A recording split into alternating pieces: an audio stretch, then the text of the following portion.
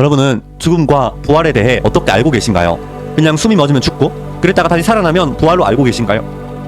오늘 나올 영상의 내용을 모른다면 여러분은 살아도 죽은 것과 마찬가지입니다. 여태까지 들었던 상식을 모두 깨드리겠습니다. 함께 보시죠. 오늘 들으실 말씀의 주제는 비유한 죽음과 부활입니다. 성경 속 부활의 종류는 두 가지로 육적인 것과 영적인 것이 있습니다. 요한복음 11장에 보시면 지금으로부터 약 2000년 전 나사로는 육적으로 죽었다가 예수님을 통해 부활한 사건이 있었습니다. 이때 죽음과 부활은 육적인 죽음과 부활이었습니다. 오늘 이 시간에는 육적인 죽음과 부활을 빙자한 영적인 죽음과 부활에 대해서 알아보겠습니다. 육적으로 생기가 없는 사람은 죽음을 맞이하죠. 그리고 죽은 자가 묻히는 곳을 무덤이라 합니다. 그런데 죽은 자가 생기를 받아 무덤을 열고 나오게 된다면 그것을 부활이라 하겠죠. 오늘은 이런 육적 이치를 통해 비유한 생기, 죽음, 무덤, 부활의 영적인 의미에 대해 알아보겠습니다. 그러면 오늘 이 시간에 들으실 비유의 답부터 알아보겠는데요. 먼저 사람은 육체가 있고 영과 혼이 있습니다. 그래서 영과 혼과 육체가 하나 된 것이 사람인데요. 예수님께서는 육체는 죽일 수 있지만 영과 혼은 죽이지 못한다고 마태복음 10장 28절에서 30절로 말씀해 주셨습니다. 그러므로 육체는 죽을 수도 죽일 수도 있지만 영은 하나님의 그 누구도 죽일 수 없는 것이죠. 오늘 말씀드리는 비유한 죽음은 육이 죽은 자를 말하는 것이 아니요 영이 죽은 사람을 말하는데요. 영이 죽으면 그 사람은 육신뿐인 별 볼 일 없는 사람이 되는 겁니다. 요한복음 6장 63절에 보면 예수님의 말씀이 영이고 생명이라고 하셨으며 요한복음 1장 1절에서 4절에서는 태초의 말씀이 곧 하나님이요 빛이요 생명이라 하셨으니 생명의 말씀이 없는 사람은 성경을 본 바 영이 죽은 사람이랑 마찬가지인 겁니다. 그래서 비유한 죽음은 생명의 말씀이 없는 상태를 말하는 겁니다. 그리고 비유한 부활은 생명의 말씀으로 영이 다시 산 것을 말합니다. 영적으로 무덤과 같은 장소, 곧 비진리의 조직체에서 생기와 같은 생명의 말씀을 듣고 나오는 겁니다. 왜 이와 같은 답이 나오게 되었는지 성경을 통해 구체적으로 설명해 드릴게요. 그럼 먼저 비유성구인 요한복음 5장 29절 말씀 읽어보겠습니다. 선한 일을 행한 자는 생명의 부활로, 악한 일을 행한 자는 심판의 부활로 나오리라. 잘 읽어졌습니다. 요한복음 5장 29절을 말씀 읽어보니 선한 일을 행한 자는 생명의 부활로, 악한 일을 행한 자는 심판의 부활로 나온다고 합니다. 여러분은 어떠한 부활에 참여하고 싶으십니까? 당연히 생명의 부활에 참여하고 싶으시겠죠? 그렇다면 선한 일이 무엇인지 악한 일이 무엇인지를 알아야 하지 않겠습니까? 성경에는 선과 악을 매우 잘 증거하고 있습니다. 그럼 우리가 죽음을 이해하기 위해 먼저 첫 번째로 비유한 생기에 대해서 알아보도록 하겠습니다. 비유한 생기의 참뜻이 무엇이라고 생각하시나요? 비유한 생기는 바로 생명의 말씀입니다. 왜 그러한지 생기의 육적 특성부터 살펴보겠습니다. 생기란 살생, 기운기, 곧 살리는 기운을 말합니다. 그럼 생기가 없는 사람은 죽은 사람이라 할 수 있겠죠? 우리 육신의 생명을 주는 것이 육적 생기라면 우리 영혼의 생명을 주는 영적 생기는 무엇일까요? 요한복음 6장 63절 말씀 읽어보겠습니다. 살리는 것은 영이니 육은 무익하니라. 내가 너희에게 이른 말이 영이요 생명이라. 네, 잘 읽어주셨습니다. 요한복음 6장 63절 말씀에서 예수님께서는 살리는 것은 영이니 육은 무익하니라. 내가 너희에게 이른 말이 곧 영이요 생명이라 말씀하셨습니다. 그러므로 우리 영혼에 생명을 주는 영적 생기는 바로 하나님의 생명의 말씀이 되겠습니다. 이는 예수님의 입에서 나오는 말씀을 들음으로 그 영이 생명을 얻는다는 것이죠. 성경 말씀을 통해 좀 더 확인해 보겠습니다. 창세기 2장 7절 말씀을 보시면 하나님께서는 흙으로 사람을 지으시고 생기를 불어넣으니 사람이 곧 산 영이 되었다고 합니다. 하나님께서 실제 흙으로 사람을 지으시고 그 코에 후 하고 육적인 생기를 불어넣으신 거라면 사람이 생명이 되었다라고 해야 하지 않겠습니까? 그러나 창세기 2장 7절 말씀에서는 생명, 곧 영이 살게 되었다고 합니다. 그럼 생기는 육신을 살리는 것이 아닌 영을 살리는 기운이라는 걸 알 수 있습니다. 그럼 우리 영혼에 생명을 주는 것은 무엇일까요? 요한복음 1장 1절에서 4절 말씀 읽어보겠습니다. 태초에 말씀이 계시니라. 이 말씀이 하나님과 함께 계셨으니 이 말씀은 곧 하나님이시라. 그가 태초에 하나님과 함께 계셨고 만물이 그로 말미암아 지은 바 되었으니 지은 것이 하나도 그가 없이는 된 것이 없느니라. 그 안에 생명이 있었으니 이 생명은 사람들의 빛이라. 네, 잘 읽어주셨습니다. 요한복음 1장 1절에서 4절의 말씀을 보면요, 태초의 말씀이 하나님이라고 하십니다. 말씀이 하나님이라 하셨으니 말씀이 나에게 있으면 하나님도 나와 함께 하시겠죠. 또 말씀 안에 생명이 있다고 하십니다. 그런 말씀이 바로 우리 영혼의 생명을 주는 생기라고 할 수 있겠죠. 바로 저 하늘에 빛과 비와 공기를 통해 만물이 생명을 공급받듯 우리는 하나님께서 주시는 말씀으로 우리 영혼의 생명을 얻게 되는 겁니다. 요한복음 17장 8절 말씀을 보시면 이 말씀은 초림 때 예수님께서 하나님으로부터 받아 전하셨으니 예수님의 말씀이 영혼을 살리는 생기가 되겠습니다. 그렇다면 재림 때는 이 생기의 말씀을 누구를 통해 받게 될까요? 계시록 10장에 보시면 펼쳐진 열린 책을 천사를 통해 받아 먹는 이긴 자가 새 요한이 나옵니다. 그러므로 재림 때는 열린 책을 받은 약속의 목자 이긴 자 새 요한이 생기의 말씀을 받은 자요, 그가 전해주는 말씀이 곧 우리 영혼을 살리는 생기가 되겠습니다. 2000년 전 제자들은 예수님의 입에서 나오는 말씀으로 영적 생기를 얻어 그 영이 생명을 얻을 수 있었습니다. 그럼 두 번째로 육적인 죽음을 빙자한 영적인 죽음에 대해 알아보도록 하겠습니다. 육적인 죽음은 육적인 생기가 없어 육신이 죽은 자입니다. 우리 속담에 죽은 자는 말이 없다고 합니다. 죽은 자에게 당신의 소망이 무엇입니까? 하고 물으면 죽은 자가 대답할 수 있겠습니까? 당연히 없죠. 죽은 자는 말만 없는 것이 아니라 몸의 감각도 없고 아무런 소망도 없습니다. 이처럼 그 영이 죽은 자는 마음의 감각도 소망도 없을 겁니다. 그럼 비유한 죽음의 의미는 무엇일까요? 비유한 죽음의 의미는 생명이 말씀이 없는 상태라 하였습니다. 육적인 생기가 없는 자를 육적으로 죽은 자라 하듯 영적인 생기, 곧 말씀이 없는 자는 육신이 살아있다 할지라도 그 영이 죽은 것과 같습니다. 이제 성경을 통해 알아보겠습니다. 창세기 2장 17절 말씀 읽어보겠습니다. 선악을 알게 하는 나무의 실과는 먹지 말라. 네가 먹는 날에는 정녕 죽으리라 하시니라. 잘 읽어주셨습니다. 하나님께서는 아담과 약속하시길 동산에 있는 모든 나무의 실과는 임의로 먹되 동산 중앙에 있는 선악을 알게 한 나무의 실과는 먹지 말라 하며 먹는 날에는 정녕 죽으리라 말씀하셨습니다. 그런데 창세기 3장 1절에서 6절의 말씀을 보면 하와가 뱀의 미혹으로 선악과를 먹게 되고 아담과 하와의 미혹으로 선악과를 먹게 되는 날이 있게 됩니다. 그런데 하나님은 선악과를 먹으면 정녕 죽으리라 했는데 아담은 죽지 않고 그 긴 세월 930세까지 장수하며 살게 됩니다. 하나님은 분명 선악과를 먹는 날에 정녕 죽으리라 말씀하셨는데 아담은 930세까지 살았다니 어떻게 된 일일까요? 아담은 하나님과의 언약을 어김으로 범죄한 영혼이 되었고 그 영이 죽게 된 것 아니겠습니까? 아담은 하나님의 생기로 창조된 산 영으로 영생할 수 있는 사람이었지만 하나님과의 언약을 어기고 선악과를 먹음으로 범죄하게 되었고 그 영이 죽게 된 자인 것입니다.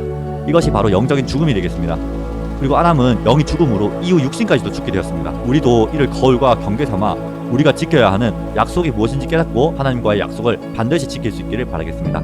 또 마태복음 8장 21절에서 22절 말씀을 보면 예수님의 제자 중 하나가 예수님께서 부친이 돌아가셨으니 가서 장사를 지내고 오겠다고 말하십니다. 이때 예수님은 죽은 자들로 죽은 자를 장사하게 하고 너는 나를 쫓으라고 말씀하십니다. 헌데 육신이 죽은 자가 어찌 죽은 자를 장사할 수 있겠습니까? 그럼 앞서 말한 죽은 자는 누구이며 장사 지내야 하는 죽은 자는 과연 누구일까요? 이는 육신은 살았으나 영적인 생기의 말씀이 없어 영이 죽은 당시 예루살렘 사람으로 하여금 제자의 죽은 부친을 장사하라는 말씀이 되겠습니다. 자칫 이 말씀을 오해하여 예수님은 제자의 부친을 장사도 못 지내게 하는 오해상식한 사람, 인정이 없는 사람이라 생각할 수도 있습니다.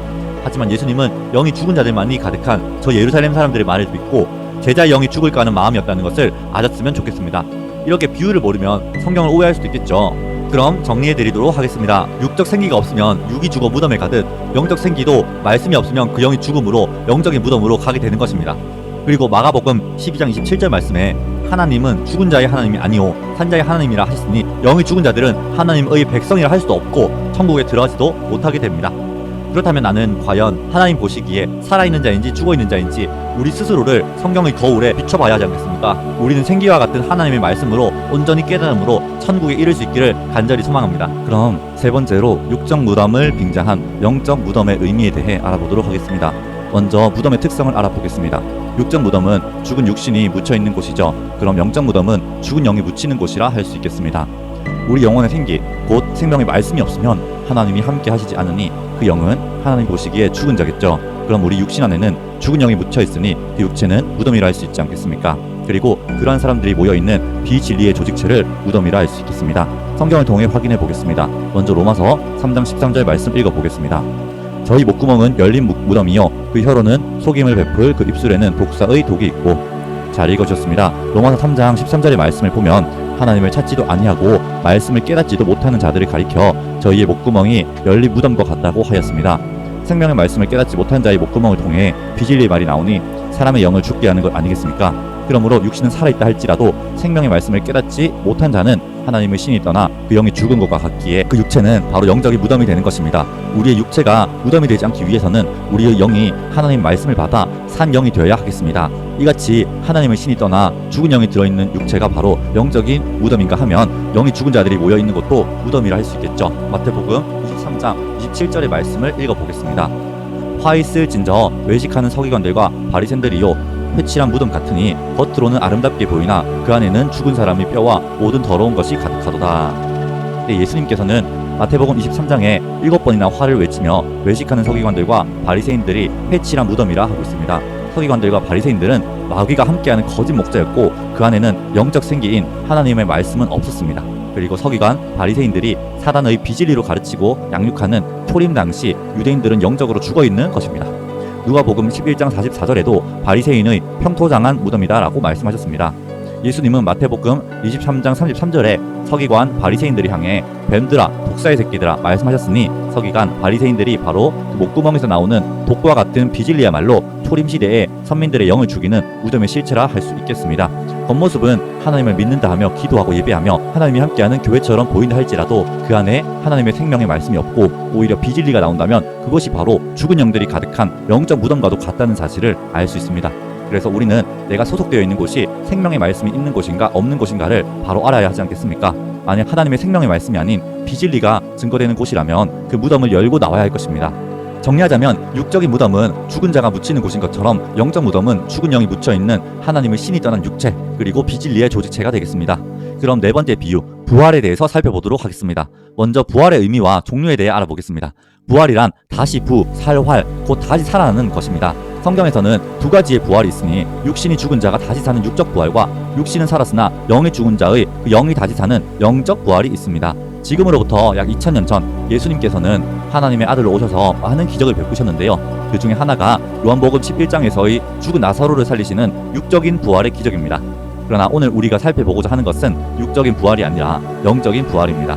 앞에서 배운 내용들을 다시 정리해보자면 영적인 부활의 의미를 쉽게 이해하실 수 있을 겁니다. 비유한 죽음은 생기, 곧 생명의 말씀이 없는 영의 죽음을 의미한다 하였습니다. 그럼 육적 부활을 빙자한 영적인 부활의 참뜻은 무엇일까요? 죽은 영이 다시 살게 되는 것이니 바로 생명의 말씀으로 영이 다시 산 것이라 할 수 있겠습니다. 그리고 육적인 무덤을 열고 나오듯 영적인 무덤, 곧 비진리의 조직체에서 나오는 것이라 할 수 있겠습니다. 그럼 성경을 통해 확인해 볼게요. 하나님께서는 이 같은 영적 부활이 있을 것을 구약에도 예언을 하셨고 또 신약 성경에도 예언을 하셨습니다. 먼저 구약의 예언부터 살펴볼게요. 에스겔 37장 1절에서 14절까지의 말씀을 보시면 하나님께서는 에스겔에게 골짜기 사이에 뼈가 가득한 이상을 보여주신 내용이 있습니다. 그중 에스겔 37장 1절에서 6절까지 말씀 읽어보겠습니다. 여호와께서 권능으로 내게 임하시고 그 신으로 나를 데리고 가서 골짜기 가운데 두셨는데 거기 뼈가 가득하더라. 나를 그 뼈 사방으로 지나게 하시기로 본즉 그 골짜기 지면에 뼈가 심히 많고 아주 말랐더라. 그가 내게 이르시되 인자야 이 뼈들이 능히 살겠느냐 하시기로 내가 대답하되 주 여호와여 주께서 아시나이다. 또 내게 이르시되 넌 이 모든 뼈에게 대언하여 이르기를 너희 마른 뼈들아 여호와의 말씀을 들을지어다. 주 여호와께서 이 뼈들에게 말씀하시기를 내가 생기로 너희에게 들어가게 하리니 너희가 살리라. 너희 위에 힘줄을 두고 살을 입히고 가죽으로 덮고 너희 속에 생기를 두리니 너희가 살리라. 또 나를 여호와인 줄 알리라 하셨다 하라. 잘 읽어주셨습니다. 에스겔 37장의 말씀은 지금으로부터 약 2600년 전 에스겔 선지자들을 통해 기록된 예언의 말씀으로 약 600년 후 예수님 초림 때에 이루어지게 됩니다. 1절에서 10절까지의 말씀을 보면 여호와의 신이 에스겔에게 임하였고 에스겔을 골짜기 가운데 두셨는데 거기에 뼈들이 심히 많고 아주 말랐다라고 기록되어 있습니다. 골짜기 가운데 뼈가 많다는 것은 죽은 자들이 많은 무덤이라 할 수 있죠. 하나님께서는 에스겔을 인자라 부르시며 그들에게 생기를 대언하라 말씀하셨고 에스겔이 생기를 대언하니 생기가 그들 속에 들어가 살게 됩니다. 그리고 11절에서 14절의 말씀을 보면 이 뼈들은 이스라엘 온 족속입니다. 에스겔의 예언이 이루어지는 초림 때 문자 그대로 이스라엘 온 족속이 뼈가 된다면 너무 끔찍한 사건이지 않을까요? 그리고 이 뼈들이 자신들의 뼈가 말랐고 소망도 없다고 말합니다. 만약 문자 그대로라면 어떻게 뼈들이 말을 하겠습니까? 에스겔서는 예언서로서 성도님들께서 이미 알고 계시는 것처럼 예언서는 비유로 기록되어 있습니다. 곧 이 뼈들은 육신이 죽은 자들이 아닌 영이 죽은 자들이며 또한 뼈들에게 생기, 곧 하나님의 생명의 말씀을 대언함으로 죽은 영을 살리는 겁니다. 에스겔 37장의 내용을 그림으로 정리해 볼게요. 에스겔 37장에 보니 산과 산 사이에 뼈들이 가득했습니다. 곧 이곳이 뼈들이 가득한 무덤이라 할 수 있겠죠. 그리고 하나님께서는 에스겔을 인자라 부르시며 생기를 대언하게 하심으로 이들이 살게 되니 무덤을 열고 나와 이스라엘 땅으로 들어가게 됩니다. 곧 사망에서 생명으로 부활하게 되는 거죠. 이 에스겔서의 예언은 약 600년 후 예수님 초림 때에 이루어집니다. 요한복음 5장 24절에서 29절의 말씀 읽어보도록 할게요. 내가 진실로 진실로 너희에게 이르노니 내 말을 듣고 또 나 보내신 이를 믿는 자는 영생을 얻었고 심판에 이르지 아니하나니 사망에서 생명으로 옮겼느니라. 진실로 진실로 너희에게 이르노니 죽은 자들이 하나님의 아들의 음성을 들을 때가 오나니 곧 이때라. 듣는 자는 살아나리라. 아버지께서 자기 속에 생명이 있음같이 아들에게도 생명을 주어 그 속에 있게 하셨고 또 인자됨을 인하여 심판하는 권세를 주셨느니라. 이를 기히 여기지 말라. 무덤 속에 있는 자가 다 그의 음성을 들을 때가 오나니 선한 일을 행한 자는 생명의 부활로 악한 일을 행한 자는 심판의 부활로 나오리라. 네, 잘 읽어졌습니다. 요한복음 5장 25절 말씀에 보니 예수님께서는 죽은 자들이 하나님의 아들의 음성을 들을 때가 오나니 곧 이때라 듣는 자는 살아나리라 라고 하십니다. 그럼 이때 하나님의 아들인 예수님의 말씀을 듣는 자들은 죽은 자란 말입니까? 또 28절에는 무덤 속에 있는 자가 다 그의 음성을 들을 때가 온다고 하셨는데요. 그럼 2000년 전 예수님께서는 공동묘지에서 말씀을 증거하셨나요? 아니죠. 예수님의 말씀을 듣고 있는 유대인들이 영적으로 죽어 있다는 것입니다. 하나님의 아들의 음성을 듣는 자는 살아난다고 하신 것처럼 예수님이 태어나시는 생기와 같은 하나님의 말씀을 듣고 그들의 영이 다시 살게 되는 겁니다. 마태복음 23장 2절 말씀에 보면 서기관 바리새인이 모세의 자리에 앉아 있다고 합니다. 거짓 목자인 서기관 바리새인이 유대교를 주관하고 있으니 초림 때 모든 이스라엘 백성들은 서기관 바리새인의 비진리의 말로 인해 영이 죽임을 당했다고 할 수 있겠죠. 그러므로 이 서기관 바리새인의 조직체가 초림의 무덤의 실체이지 않겠습니까? 그리고 하나님께서는 예수님을 통해 생기와 같은 말씀을 대언하셨습니다. 예수님을 통해 말씀을 깨달은 자들은 초림 때의 12제자들과 같이 무덤과 같은 서기관 바리새인의 조직을 떠나 예수님 앞으로 나오게 되지 않겠습니까? 이것이 바로 무덤을 열고 나오는 사망에서 생명으로의 영적 부활이라 할 수 있겠죠. 또한 육적 이스라엘 온 족속이 무덤에서 나와 들어가게 되는 이스라엘은 예수님과 제자들로 이루어진 새롭게 창조된 영적 이스라엘을 말하는 것이 아니겠습니까? 초림 때의 생명을 얻고 그 영이 살기 위해서는 반드시 예수님 앞으로 나와야 했던 거죠. 이렇게 에스겔 37장의 예언이 이루어지게 된 것입니다. 2000년 전에도 이같이 생명의 부활을 얻은 자들이 있었듯 오늘날 재림의 시대를 살아가는 우리들도 생명의 부활을 얻어야 되지 않겠습니까? 그럼 재림 때의 부활에 대해서 알아보도록 하죠. 자, 계시록 18장 2절에서 3절에 보니 귀신의 나라 바벨론의 음행의 포도주로 만국이 무너졌다고 하죠. 바벨론에서 나오는 음행의 포도주는 거짓 목자가 전하는 사단의 비진리를 말하는 겁니다. 이로 인해 선민이 죽임을 당했으므로 바벨론은 영이 죽은 자들이 모인 영적 무덤이라 할 수 있겠죠. 이는 구약시대의 바벨론의 지명을 빗댄 영적 바벨론이 되겠습니다.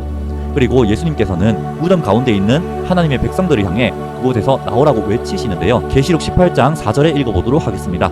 또 내가 들으니 하늘로서 다른 음성이 나서 가로되 내 백성아 거기서 나와 그의 죄에 참여하지 말고 그의 받을 재앙들을 받지 말라. 잘 읽어주셨습니다. 계시록 18장 4절에서는 내 백성아 거기서 나와라 라고 예수님께서 외치고 계시죠. 이와 같이 하나님의 말씀을 듣고 바벨론과 같은 비진리의 조직체 곧 무덤에서 나오게 된다면 이것이 오늘날의 부활의 역사가 아니겠습니까?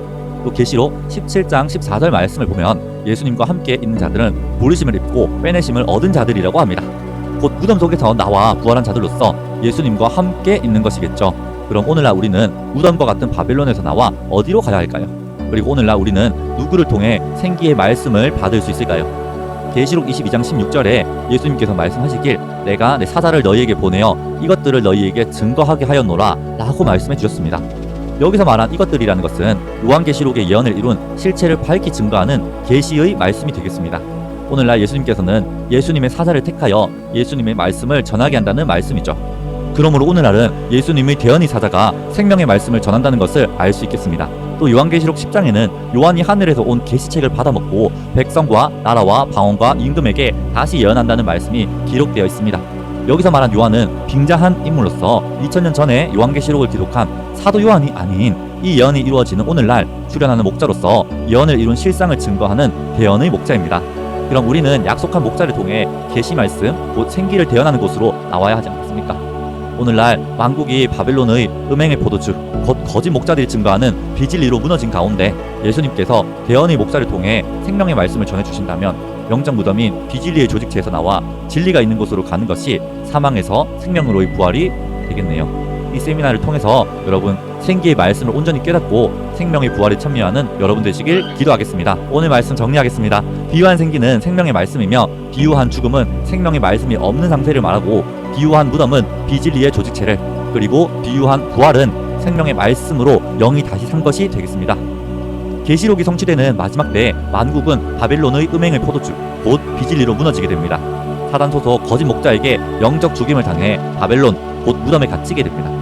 우리는 신약의 예언을 통해 무덤의 실체를 깨닫고 그곳에서 나와 계시록 10장에 열린 책의 말씀, 생기를 증거하는 약속의 목자가 있는 곳으로 나와야 합니다. 이것이 바로 사망에서 생명으로의 부활입니다. 마지막 때 주재림 때를 살아가는 우리는 천국 비밀을 다 깨달아야 하겠죠. 천국 비밀을 깨닫지 못하면 천국에 가지 못하기 때문입니다. 오늘날은 예수님의 약속대로 비유를 밝히 증거하는 때입니다.